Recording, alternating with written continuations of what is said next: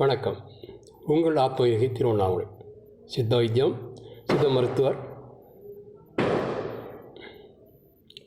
மூலிகை மருந்து நம்ம சித்தர்கள் கண்டுபிடிக்காத மூலிகை மருந்து எதுவுமே கிடையாது. மூலிகை மருந்து 84 வகையான வாத நோய்களுக்கும் மருத்துவம் உண்டு. அவற்றில் வாதஸ்தம்பம் என்று வாதஸ்தம்ப நோயில் வலிக்குற்றம், கால்புறம் வீங்கி இருத்தல், அங்கும் இங்கும் குடைச்சல், நெருப்பு, வீக்கம், இவை அடித்து கொள்வது போல் வலி வரும். அச்சமயத்தில் எழுந்து நின்றாலும் தொடையில் நோவும், நடக்க முடியாமல் உதறல் உண்டாகும். இது உதரவாதம் என்பார்கள்.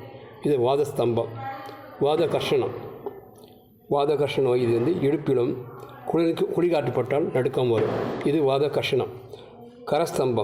கரஸ்தம்ப நோயில் 2 கால்களின் உள் அடியில் எரிச்சல் உண்டாகும். உடல் முழு நெருப்பு பட்டார் போல் எரிந்து உடல் எடுத்து காணப்படும். கைகால் வீங்கி காணப்படும். இது கரஸ்தம்ப நோய்.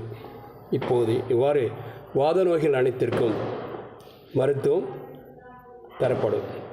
மூலிகை மருந்து நாடி பார்த்து உங்களுடைய வாத நோய் எந்த நோய்கள் இருக்குது என்று பார்த்து மூலிகை மருந்து தரப்படும். ஆத்மயோகி திருவண்ணாமலை. நன்றி, வணக்கம்.